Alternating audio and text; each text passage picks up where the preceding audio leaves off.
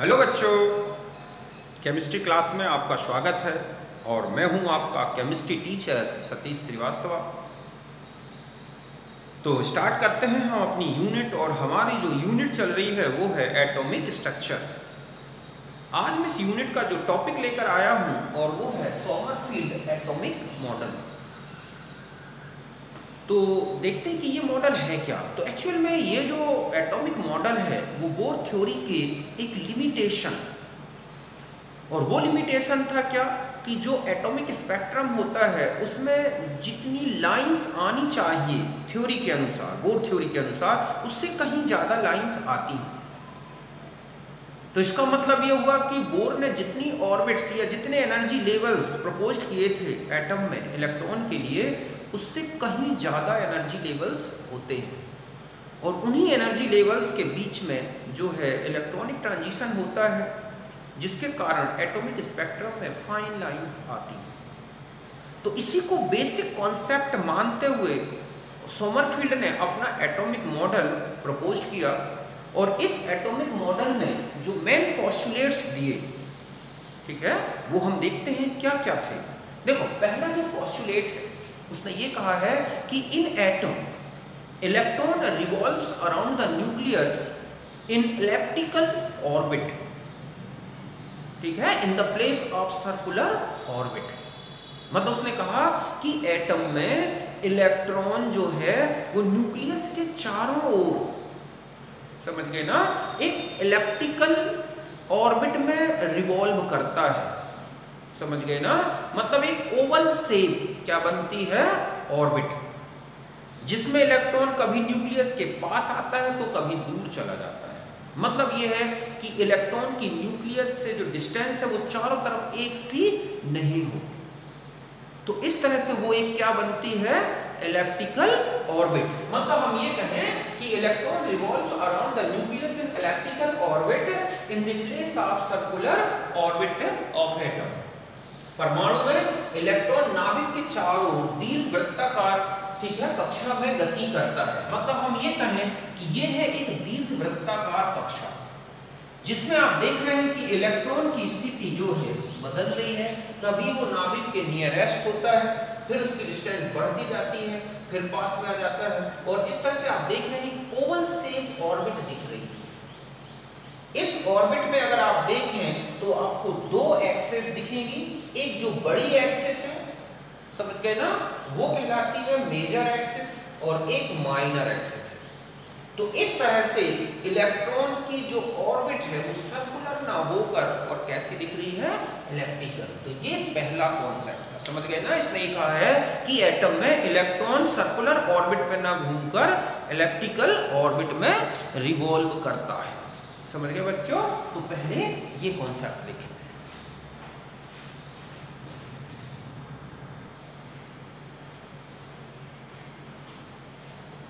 अब देखो, हम दूसरे पोस्टुलेट में आते हैं। दूसरा पोस्टुलेट ये कहता है कि in elliptical orbit electron shows two types of velocities in instant of time और इंस्टेंट ऑफ मोशन। मतलब जब इलेक्ट्रॉन एलिप्टिकल ऑर्बिट में घूम रहा होगा तो उस समय इलेक्ट्रॉन की दो वेलोसिटीज होंगी किसी भी क्षण, किसी भी टाइम इंस्टेंट में। एक वो होगी जो इलेक्ट्रॉन की न्यूक्लियस से डिस्टेंस चेंज कर रही है, और उसे हम क्या बोलते हैं, रेडियल वेलोसिटी। मतलब along with radius vector with change, ठीक है, change the distance of electron from nucleus. मतलब ये वाली वेलोसिटी, देखो एक इलेप्टिकल ऑर्बिट बन रही है, तो इसका मतलब है कि जब इलेक्ट्रॉन न्यूक्लियस के पास भी आ रहा है, दूर भी जा रहा है, और घूम भी रहा है चारों तरफ, तो इसका मतलब है कि किसी भी क्षण इलेक्ट्रॉन की दो वेलोसिटीज होंगी।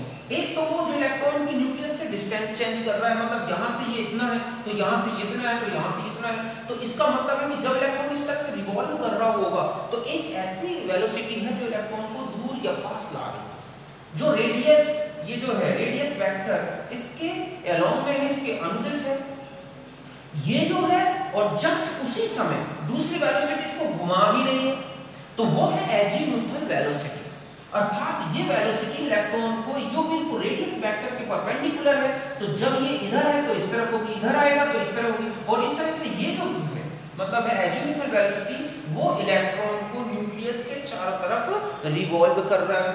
तो इस तरह से हम ये कहें कि एक इंस्टेंट टाइम में इलेक्ट्रॉन की दो वेलोसिटीज हैं, एक इलेप्टिकल ऑर्बिट में, एक रेडियल जो कि डिस्टेंस को चेंज कर रहा है, और एक है एजीम्यूथल जो कि इलेक्ट्रॉन को न्यूक्लियस के चारों तरफ क्या कर रहा है, रिवॉल्व कर रहा है, और ये वेलोसिटी रेडियल वेलोसिटी के परपेंडिकुलर होगी। तो समझ गए बच्चों कि किसी भी क्षण इलेक्ट्रॉन की एक जो दीर्घवृत्ताकार कक्षा है उसमें दो गतियां हैं, एक गति कहलाती है त्रिज्यीय गति, समझ गए ना, इसको क्या बोलते हैं हम, त्रिज्यीय गति।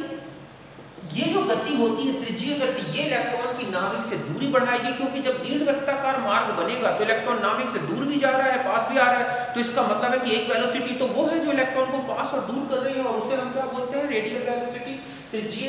ये क्या है, नाभिक से दूरी बदलती है इलेक्ट्रॉन की। और दूसरी है एजीम्यूथल, द्विगांशी, द्विगांशी, ठीक है, वेग या गति।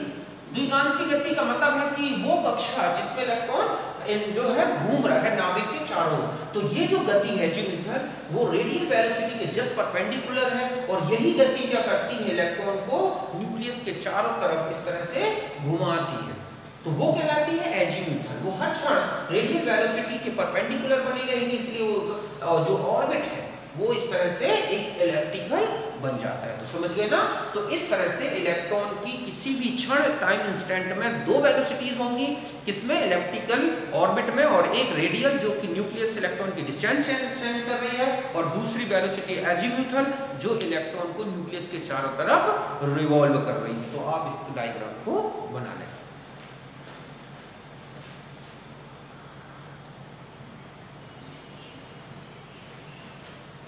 अब देखो, जब इलेक्ट्रॉन एक इलेप्टिकल ऑर्बिट में होगा तो हम जानते हैं कि उसके दो मोशन हैं, एक है रेडियल मोशन, एक रेडियल वेलोसिटी, और दूसरा क्या था, एजीम्यूथल वेलोसिटी। तो इन दोनों वेलोसिटीज के कारण दो मोमेंटम होंगे इलेक्ट्रॉन के, मतलब किसी भी इलेप्टिकल ऑर्बिट में having to types of momentum of electron, ठीक है, एक दीर्घवृत्ताकार मार्ग में इलेक्ट्रॉन के दो संवेग होंगे, एक कहलाता है रेडियल मोमेंटम जिसे mrh/2π, it is due to radial velocity, मतलब जो रेडियल वेलोसिटी के कारण, मतलब ये वाली जो वेलोसिटी है जो इलेक्ट्रॉन की डिस्टेंस चेंज कर रही है वो उसके कारण जो मोमेंटम है, और एक होगा एजीम्यूथल मोमेंटम जो एजीम्यूथल मोशन के कारण है, मतलब एंगुलर मोशन के कारण जो इलेक्ट्रॉन का, और वो कहलाएगा, उसको रिप्रेजेंट किया जाता है, ठीक है, n/h/2π। यही लिखा है मैंने कि it is due to azimuthal velocity, द्विगांशी गति के कारण। तो इसका मतलब है कि total angular momentum of electron in elliptical orbit is equal to the sum of radial momentum and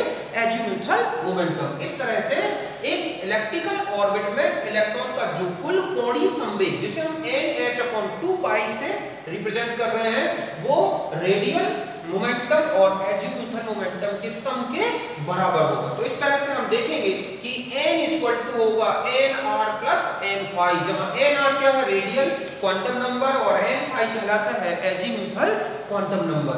इस तरह से इस मोशन के कारण ये वाला जो मोमेंटम है ये है एजीम्यूथल, और इस मोशन के कारण क्या है, nr। तो इस तरह से टोटल एंगुलर मोमेंटम दोनों मोमेंटम का सम होगा। तो आप इसे नोट करें।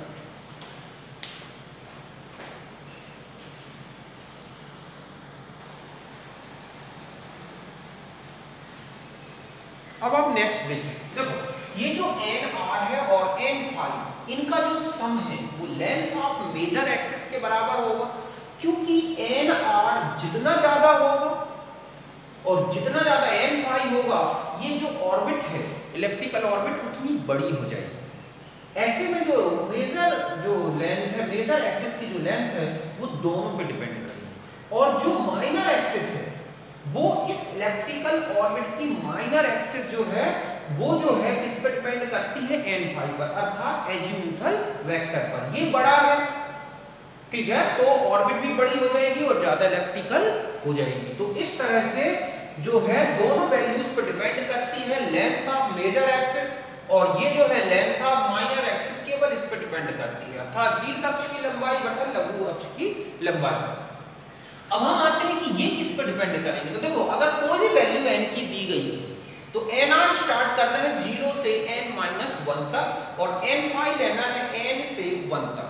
ध्यान रखें कि इनके जो सम है nr और n⁵, पाई वो हमेशा n के बराबर आनी चाहिए। जैसे मैंने लिया n इक्वल टू 1 तो nr 0 होगा तो n phi 1 होगा, तो इन दोनों का सम कितना आएगा 1, अर्थात ये n के बराबर होगा। दूसरा पॉइंट कि अगर n इक्वल टू 2 रखेंगे तो nr 0 और 1 आएगा, तो n phi होगा 2 और 1, इसी ऑर्डर में लेना है ताकि इनका दोनों का सम इसके बराबर आ जाए। मतलब है nr प्लस n phi, तो पहला हम ये 0 रखेंगे nr तो ये 2 रखेंगे तो 2 आ जाएगा, फिर हम इसका 1 रखेंगे और इसका 1 तो भी 2 आएगा। मतलब इन दोनों का सम इससे ज्यादा नहीं हो जाना चाहिए। इस तरह से ये दोनों वैल्यू एक दूसरे से रिलेटेड होंगी। n3 लेंगे तो 0 1 2 आएगा, तो n phi 3 2 1, अर्थात इनका फिर सम वही बना रहेगा।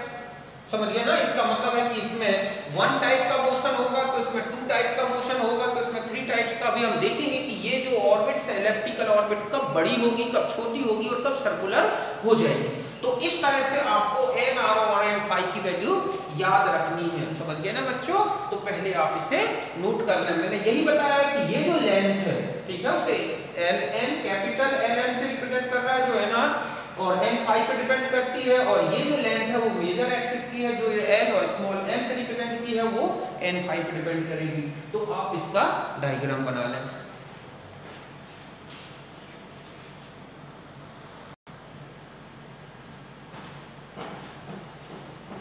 अब हम आते हैं कि जो ऑर्बिट बन रही है, चाहे वो सर्कुलर हो या इलिप्टिकल ऑर्बिट, उनका शेप क्या होगा। ठीक है, तो शेप ऑफ ऑर्बिट्स ये किस पर डिपेंड करता है, एन आर और एन फाई पर। देखो कैसे, हम जानते हैं कि n r plus n phi upon n phi, ये जो रेशियो है ये जो है मेजर एक्सिस और माइनर एक्सिस का रेशियो है। अगर हम n इक्वल टू 1 रखें फर्स्ट ऑर्बिट, तो हम देखेंगे एन आर 0 आएगा और एन फाई 1 होगा। अगर हम इसमें वैल्यू रखें तो ये 1 आएगा।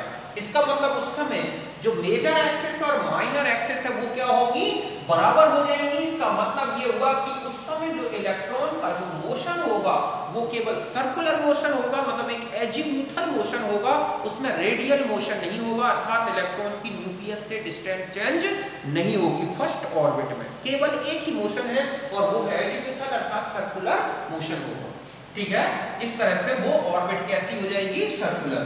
अब दूसरा पॉइंट है कि अगर हम n इक्वल टू 2 ले तो nr की वैल्यू 0 और 1 होगी और n फाई 2 और 1। हम इस तरह लेना है इन दोनों की वैल्यू की इनका सम n के बराबर आ जाए। जैसे पहले nr plus n phi upon n phi, तो 0 रखेंगे तो ये 2 रखें और ये अपॉन में 2, तो आप देख रहे हैं कि ये क्या आ जाएगा, ln जो है मतलब ये है कि मेजर एक्सिस और माइनर एक्सिस दोनों बराबर होंगी, उस समय भी क्या होगा, सर्कुलर मोशन। दूसरी कंडीशन में ये ले लें हम, ये वाला सेट कि nr की 1 प्लस 1 अपॉन ये हो गया 2। इसका मतलब है कि इसमें lm ज्यादा बड़ी है और lm स्मॉल m, या मतलब मेजर एक्सिस बड़ी है और माइनर छोटी है। इसका मतलब है कि ऑर्बिट कैसी बन जाएगी, इलिप्टिकल। समझ गए ना? क्यों? क्योंकि दोनों का रेशियो एक से ज्यादा है और एक से ज्यादा होने पर इसका मतलब है कि उसमें जो मेजर एक्सिस है वो बड़ी है और माइनर छोटी है। तो इस तरह से इसका मतलब है कि आप देख रहे हैं कि इसमें जब n इक्वल टू 2 होगा तो इलेक्ट्रॉन के दो मोशन होंगे, एक सर्कुलर मोशन और एक क्या होगा, इलिप्टिकल मोशन, कोई तीसरा मोशन नहीं होगा। अगर हम 3 ये वाला आ जाए n इक्वल टू 3, तो आप देख रहे हैं 0 1 2, तो ये होगा 3 2 1। तो इसका मतलब है कि इसमें एक तो आएगा ये वाला सेट, मतलब फर्स्ट सेट ले लें 0 और 3, फिर दूसरा 1 और 2 वाला सेट लें। तो इस तरह से आप देख रहे हैं कि इनका रेशियो लगातार बढ़ता जा रहा है। इसका मतलब पहला तो मोशन सर्कुलर है, फिर दूसरा तीसरा जितने भी मोशन है वो क्या है, इलिप्टिकल है और लगातार बढ़ रहे हैं। इसका मतलब है कि थर्ड ऑर्बिट में इलेक्ट्रॉन के 3 मोशन हो गए, एक सर्कुलर और 2 इलिप्टिकल। सेकेंड ऑर्बिट में 2 मोशन हो गए, एक सर्कुलर और एक कौन सा मोशन हो गया, इलिप्टिकल। और फर्स्ट ऑर्बिट में केवल सर्कुलर मोशन हो रहा है। तो इसका मतलब है कि सर्कुलर मोशन एक होगा जब n r की वैल्यू क्या होगी, 0, और इलिप्टिकल मोशन तब होगा जो n-1 के बराबर आएगा। मतलब जितना भी n की वैल्यू है उससे 1 कम कर दोगे तो इलेक्ट्रॉन के इलिप्टिकल मोशन होंगे या उनकी इलिप्टिकल ऑर्बिट्स निकलाएंगी, और ये तब होगा जब n फाई का मान n के बराबर नहीं रखोगे, तब उस समय इलिप्टिकल मोशन आएगा। तो इस तरह से आप देख रहे हैं कि जो मोशन हो रहे हैं न्यूक्लियस के चारों तरफ, उसमें कितने प्रकार के होंगे वो इन दोनों पर डिपेंड करता है। तो पहले आप इसे बना लें।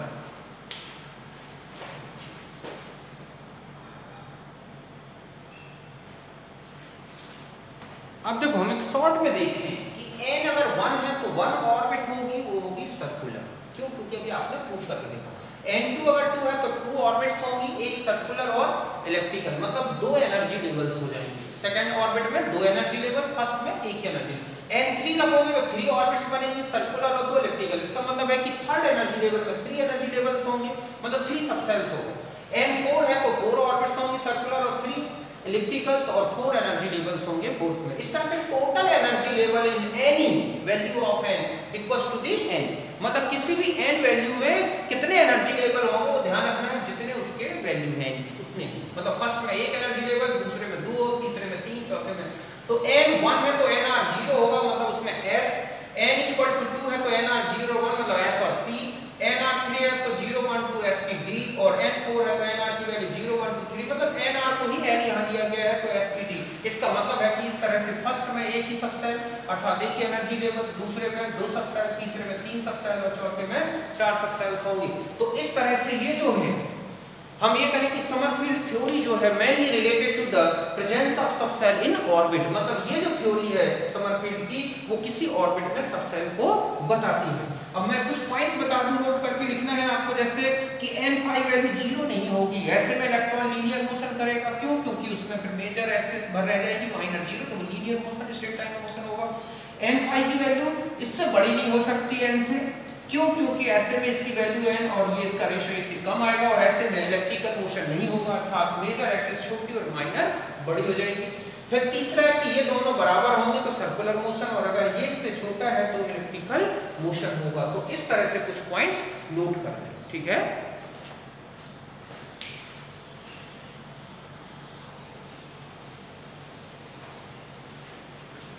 अब देखो, अभी आपने देखा कि nr और n5 इक्वल टू n है, तो इसका मतलब है कि ये करेक्शन जो है बोर थ्योरी में कर दिया जाए, n की जगह पर रख दिया जाए nr प्लस n5, तो यहाँ पर जो मास आता है इलेक्ट्रॉन का, वहां पर एक रिड्यूस मास लिया गया है, वो इस फॉर्मूले से कैलकुलेट करोगे, मतलब इलेक्ट्रॉन का मास और प्रोटॉन का मास, इसको रख के mu निकाल लें, फिर आप एनर्जी निकाल सकते हैं किसी भी ऑर्बिट की जो आपको एक वैल्यू बताई गई हो, और इससे आप रेडियस निकाल सकते हैं, वही सब कुछ है, बस n की वैल्यू बदल गई है, n की जगह nr और n5 और mu आ गया है। आप जैसे मैंने एक क्वेश्चन दे दिया कि एक पॉजिट्रॉन है सेंटर में और उसके चारों तरफ इलेक्ट्रॉन घूम रहा है फर्स्ट ऑर्बिट में, Z1 मान लें, तो आप इसकी एनर्जी और क्या कैलकुलेट करना है, इसकी ये जो है सॉरी ये आ जाएगा r जो है आपको वैल्यू निकालनी है, और ये Rn तो मैंने निकाली थी, ये वैल्यू है, और ये आप कैलकुलेट कर लोगे, मास दोनों के ये तो समझ गए ना। तो इस तरह से ये था समरफील्ड करेक्शन, ये फॉर्मूले मल्टी इलेक्ट्रॉनिक सिस्टम में भी